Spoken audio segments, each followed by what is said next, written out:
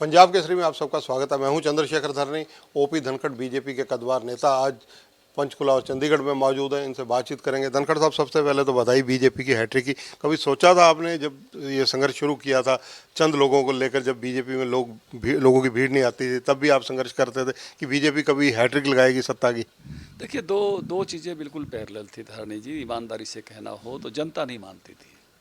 जनता, अब जैसे मैंने कहा कि जनता इस तरह का आशीर्वाद भी नहीं देती थी। आप विधायक बनोगे, आप हरियाणा में मंत्री बनोगे, हरियाणा में सरकार बनाओगे, बड़े खुश होकर जो आशीर्वाद देते थे तो कहते केंद्र में कुछ बन जाना, इस तरह के आशीर्वाद दिया करते थे। लेकिन हमारे अंदर बीज रूप में ये चीज़ें थी और उसकी उसकी आप एक स्मूथ ग्रोइंग देख सकते हो।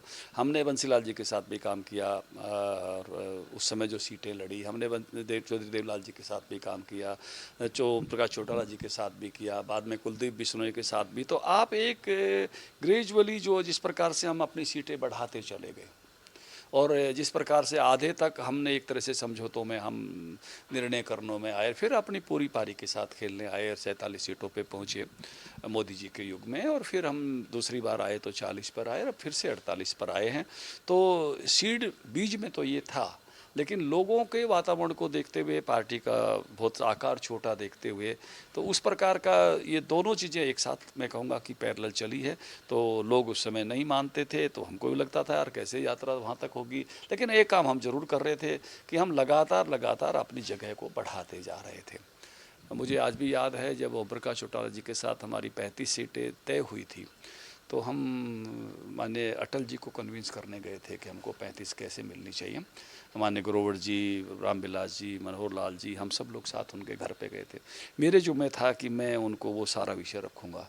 उस समय ये टैब वगैरह नहीं होते थे, तो मैं ज्योग्राफी का विद्यार्थी था, एक फ़ाइल बना कर ले गया था और अपनी फ़ाइल पर एक एक सीट का नक्शा बनाते हुए मैंने उनके सामने वो प्रेजेंटेशन दिया था कि हम 35 सीट पर हम लड़ने लायक हैं। तो उन्होंने और तो कुछ नहीं कहा, ऐसे ऊपर देखा और कहा बड़ी तैयारी से आए हो।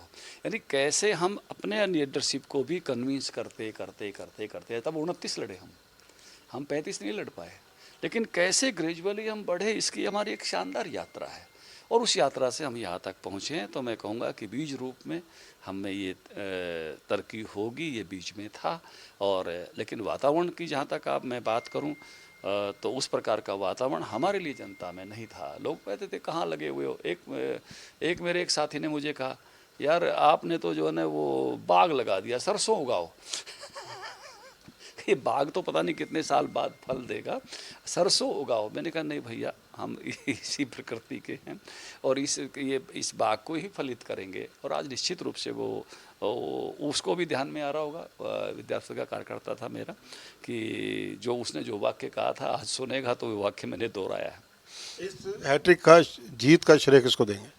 देखिए, सबसे पहले मैं कार्यकर्ता को दूंगा। हमारा बूथ तक का, नीचे तक का कार्यकर्ता, वो जो परिश्रम की पराकाष्ठा करता है, लगता है। मैं बार बार कहा है कि मैं कार्यकर्ता में ईश्वर को देखता हूँ, जनता में उसके विराट रूप को, वो जो चीज़ें साकार करता है। दूसरा, हमारे नेतृत्व को, आदरणीय मोदी जी को, आदरणीय अमित शाह जी को, नड्डा जी को और यहाँ की टीम को भी, नायब जी और मोहन बडोली जी को भी मैं कहूँगा कि बहुत अच्छा चुनाव में काम किया है। और हमारी जो मैनेजमेंट की टीम थी, धर्मेंद्र प्रधान जी, और जिसमें मैं कहूँगा कि सतीश पूनिया जी, नागर जी, विप्लव देव जी, इन सब लोगों ने, मैनेजमेंट की टीम ने भी अच्छा काम किया है। तो उस सब के परिणाम स्वरूप हम तीसरी बार 48 सीटों पर विजयी हुए हैं। कांग्रेस की जातीय आधारित राजनीति को भी कहीं लोगों ने नकारा है। देखिए, कांग्रेस ने खुद ही अपना खराबा किया है, अपनी अपनी बेवकूफ़ियों से जो है उन्होंने अपने मैच को ख़राब किया। देखिए, लोकसभा में हम बराबरी पर खड़े थे और हम ऊपर से एक तरह से नीचे आए थे। हम सत्ता में थे, हम ज़्यादा सीटों पर थे, हम आधी सीटों पर रह गए थे और वो बढ़कर आई थी।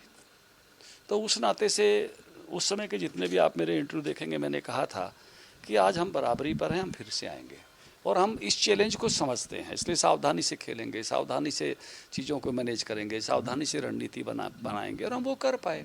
हम उसमें सफल हुए और उन्होंने मूर्खताएं की और उनकी मूर्खताएं जग जाहिर थी। नीरज शर्मा के बयान को कैसे नकारेंगे, 50 वोट पर एक नौकरी, गोगी के बयान को कैसे निकालेंगे, पहले अपना घर भरेंगे, फिर रिश्तेदारों का घर भरेंगे।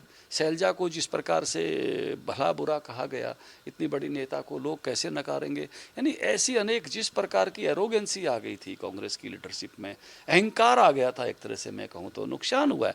उन्होंने उस इलाके का भी नुकसान किया जिस इलाके से वो जीत कर आए हैं।